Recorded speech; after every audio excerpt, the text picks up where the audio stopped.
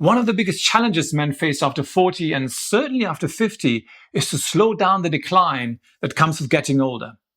I'm 57 now, and over the years I've built 4 key habits that help me slow down that decline, but none of them compare to a 5th habit that most people completely ignore. So in this video, I'm going to break down all of these habits. I'm going to tell you why habit number 5 delivers the biggest impact by a mile. Okay, let's get straight into it with habit number 1, and that is exercising.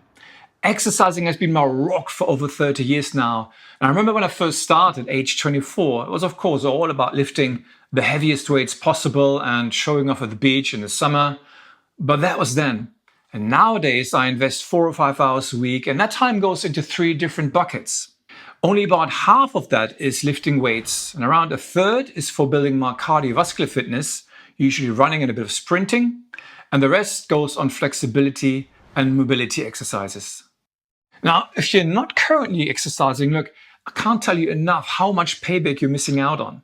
For example, a study I read the other day shows that people who maintain lean muscle mass and cardiovascular fitness experience significantly lower rates of cognitive decline. And another one shows that when you work your muscles, the contraction part causes them to release myokines, which are proteins that protect you against inflammation and age-related diseases. And I could easily list a few other dozen studies here and whet your appetite, but I also have to say that even the best workout routine wouldn't do much for you if you get this next habit wrong. And habit number 2 is about eating a clean diet. In my 20s and 30s, oh boy, I probably got most of my calories from beers and junk food, but I can't afford that any longer, and I've set myself 3 non-negotiable rules.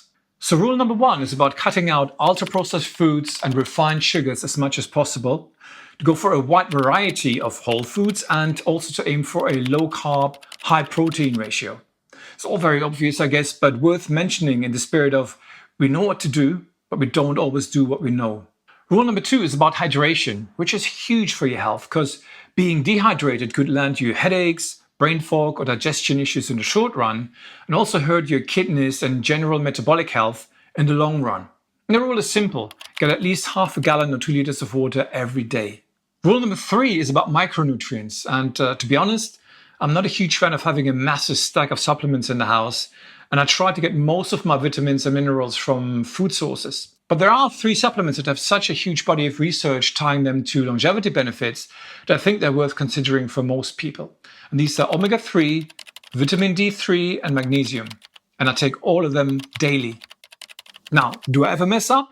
Yeah, I do, and I might enjoy a couple of beers and some burgers at a barbecue on a Sunday. But I also enjoy getting back to my rules the following Monday. And it kind of feels like coming back to your tidy home after a fun, crazy trip.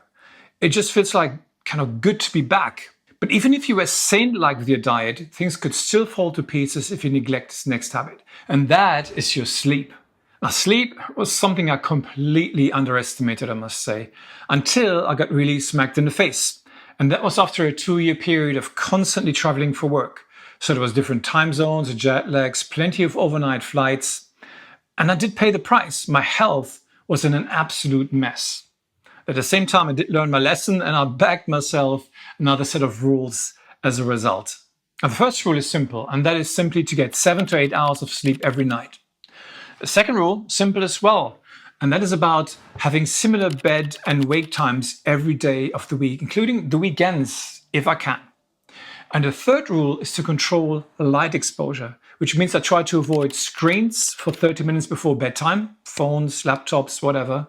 And I also have invested in an eye mask to block out the lights that might bleed through the curtains at night. Now, does all of that make a difference?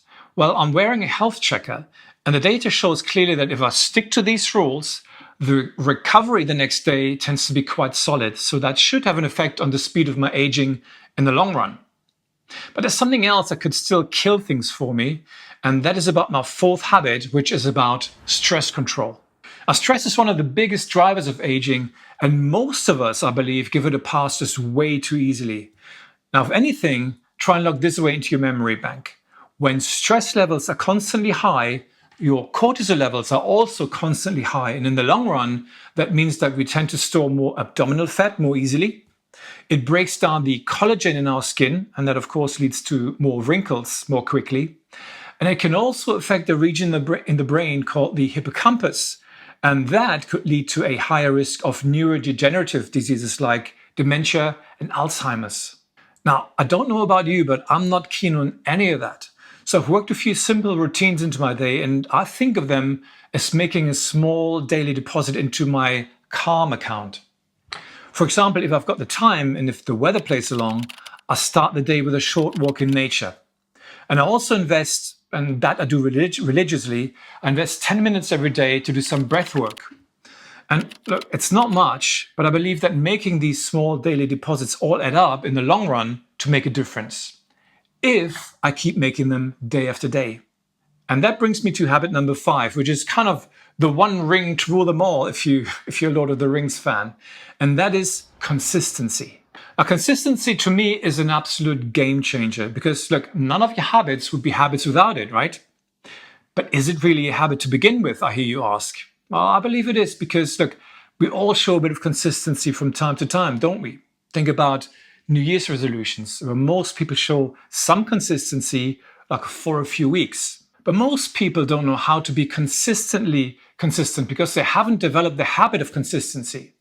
Now, if you're interested in a bit of food for thought around that topic, or maybe to help you build some consistency, maybe check out this video next. And if you're keen to figure out how exercise, diet, and mindset work together to keep you fit in your 40s, 50s, and 60s, then just hit the subscribe button. See you in the next video.